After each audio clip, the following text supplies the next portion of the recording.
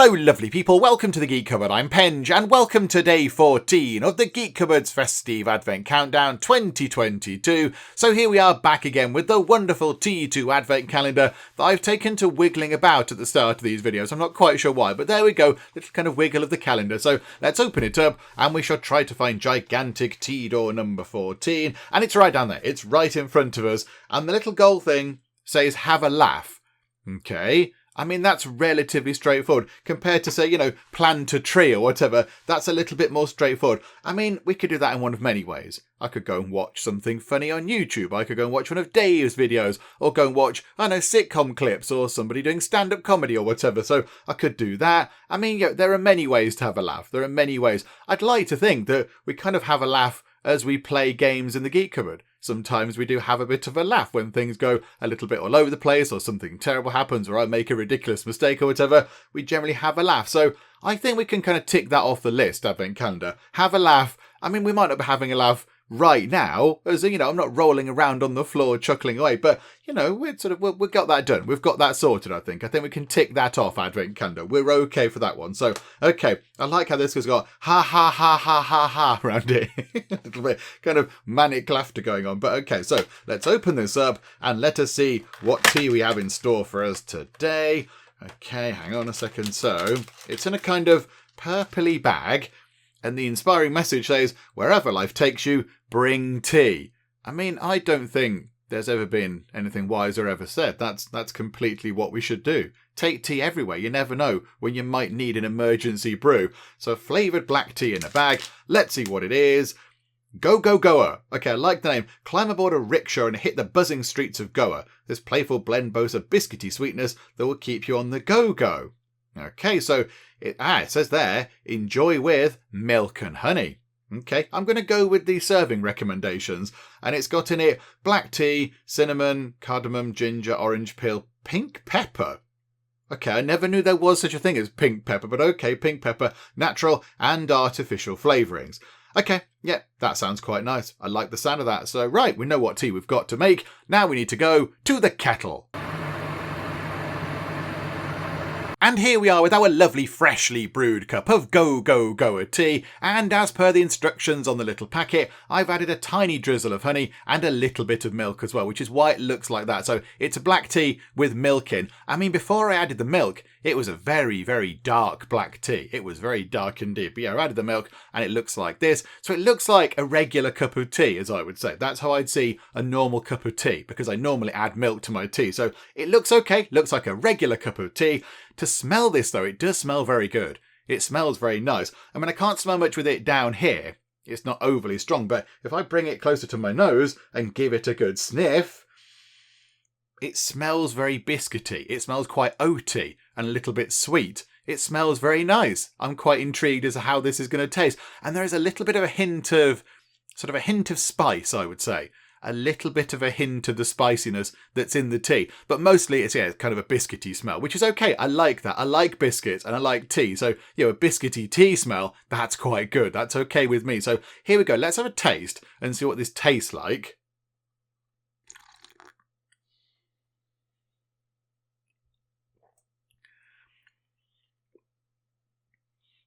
Okay, it tastes less biscuity than it smells and way more cinnamony. That's quite nice. It's very Christmassy. It's very Christmassy because, I think cinnamon is kind of associated with Christmas, isn't it? Certainly around here in the UK anyway. So I think, that's quite a nice sort of a Christmassy drink. It's very cinnamony. There's a little bit of kind of biscuity sort of oatiness to it. There's a little bit of... The aftertaste is quite nice. So it's got a bit of... That must be where the cardamom and the ginger come in. It's got a little bit of sort of pep to it. Hang on. Need to go in for another one.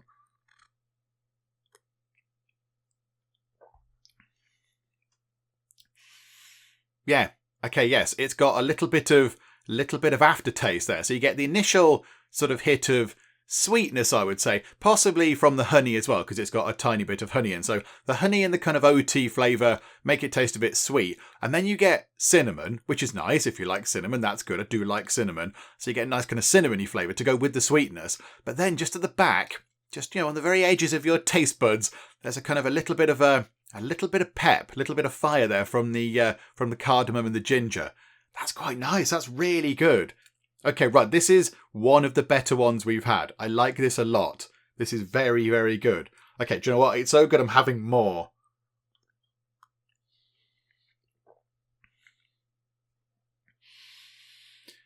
Yeah, I like that. That is very good. I highly recommend this tea. It's a very, very nice... So it's quite... Again, I don't know the terminology, but it's quite well-rounded. Nothing is too strong. That's what I'm trying to say. There's no flavour that's completely overpowering the others. So I'm not drinking that and going, right, that's cinnamon. I can't taste anything else. I can taste the cinnamon, but then I can taste a little bit of ginger. And I can taste the biscuity side of things. And I can taste the honey side of things. So it's quite a well-rounded, well-balanced cup of tea.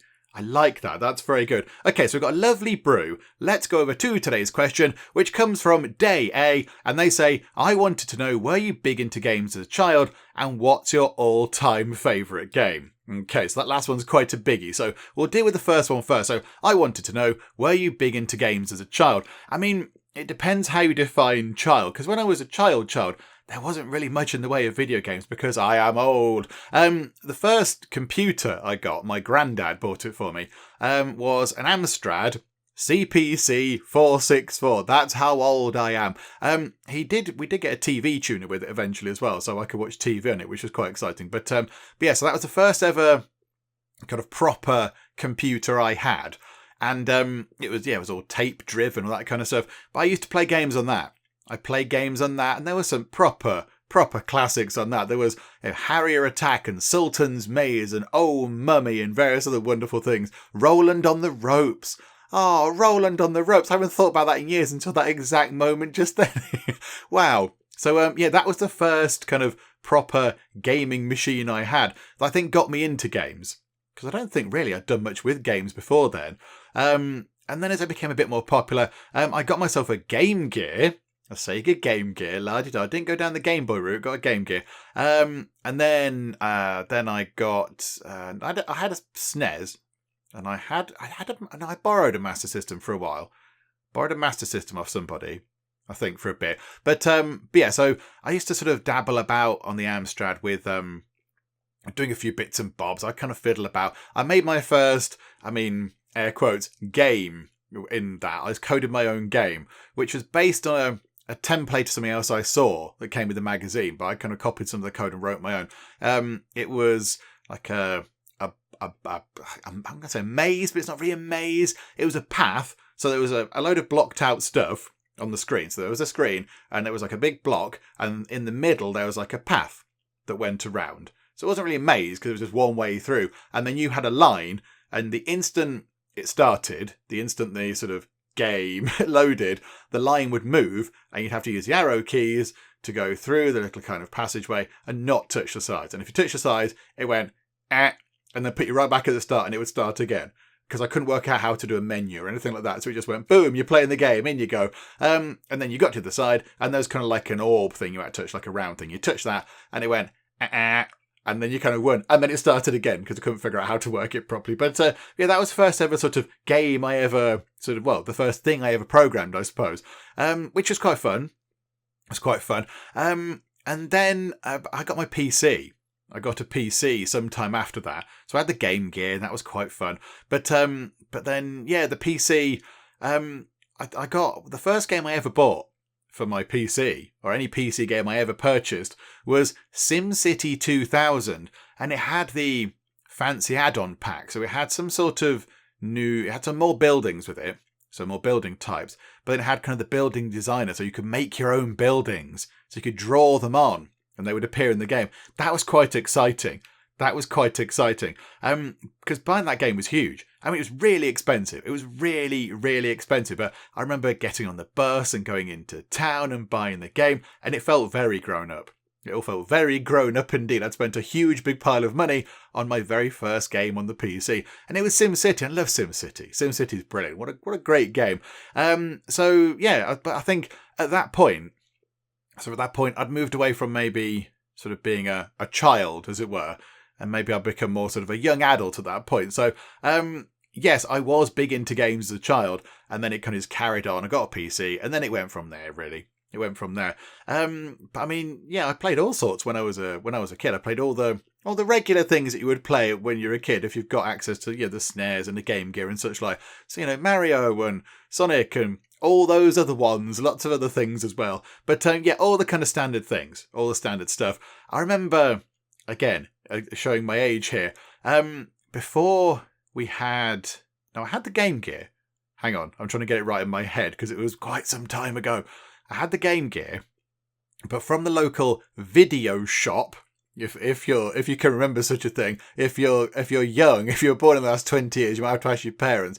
In a video shop, you could hire out a games console. So me and my friend would sometimes hire out for the weekend the Mega Drive they had and a couple of games, and then we just spend all weekend either at our house or at his house, just playing like Golden Axe and such like, and various other things, and Streets of Rage or whatever. We just sort of hire it out and then spend all the time playing, just constantly, like a whole big weekend of just doing that. And then, go to sleep. Then we go to sleep the latest possible, get up the earliest possible, and then just play some more because we'd rented it out with our money and we didn't have a lot of money, so we had to make the most of it. So that was quite fun. I remember that. But yeah, so I did play quite a lot of games as a child, and then it just kind of carried on. It just sort of carried on into adulthood, and I never really stopped.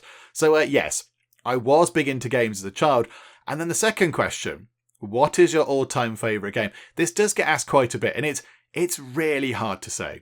It's really hard to pinpoint something down, because there are so many different games that have been so brilliant for so many different reasons. I mean, just off the top of my head, hang on.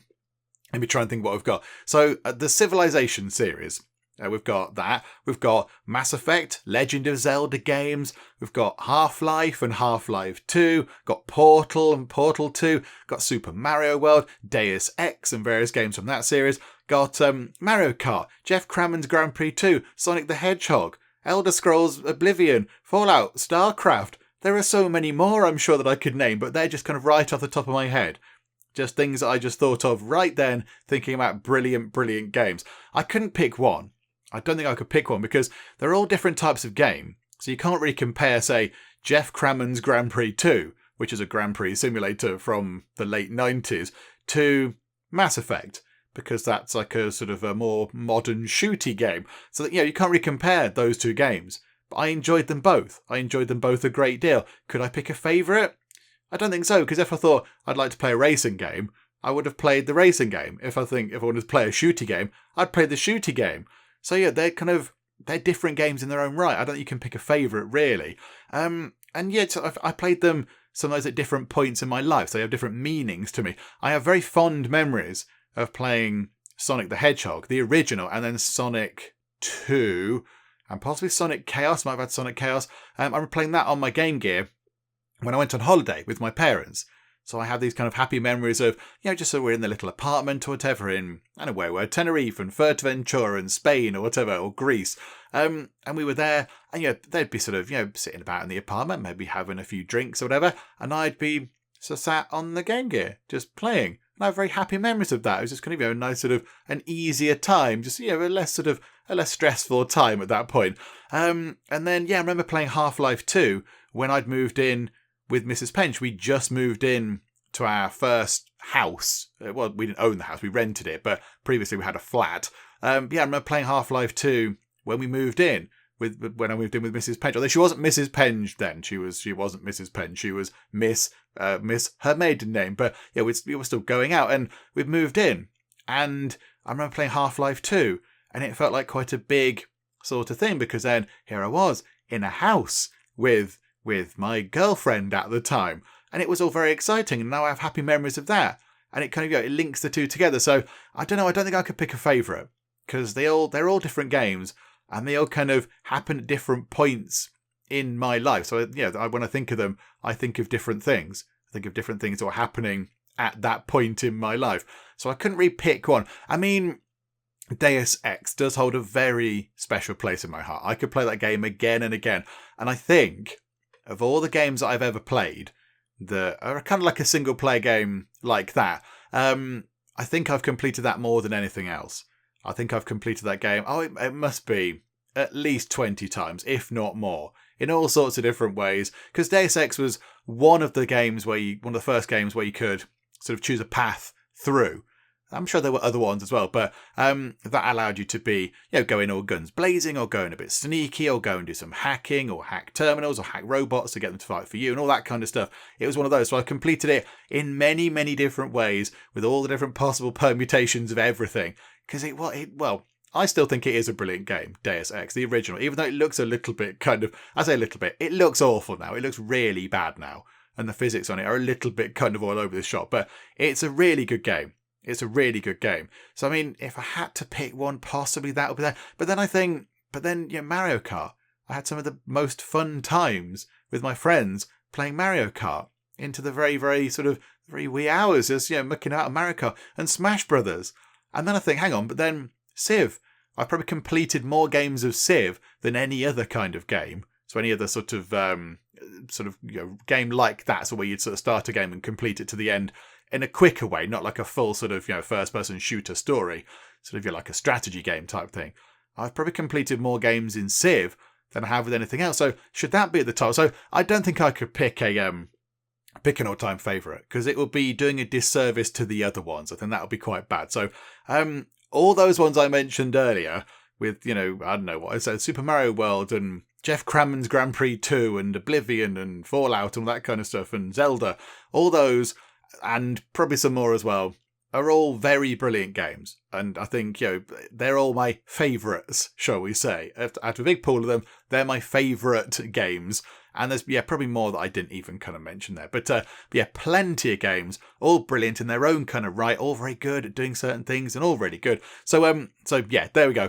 Hopefully that answers your question. Well, it doesn't answer the question technically, but I've kind of provided a reason why I've not answered it as sufficiently as you might want it to be answered. So hopefully that's okay. And yes, I was big into games as a child, and I never really stopped. And here we are, quite a lot of years later, having a little sort of YouTube channel thing where we play games and have fun doing so. So there we go. It's wonderful to see that that continued on from an Amstrad CPC 464 all the way to YouTube shenanigans. That's quite wonderful, isn't it? It's a nice tale. So there we go. Hopefully that was okay. I've got some lovely tea. The question has been answered. I think we can wrap things up for the moment. So for now, thank you very much for joining me on day 14 of the Fes-tea-ve Advent Countdown 2022, and I will see you next time. Right, if we connect to there and open the door, we're going to get vaporized by this laser. And there's an electronic thing, which looks like a sad kind of Game Boy.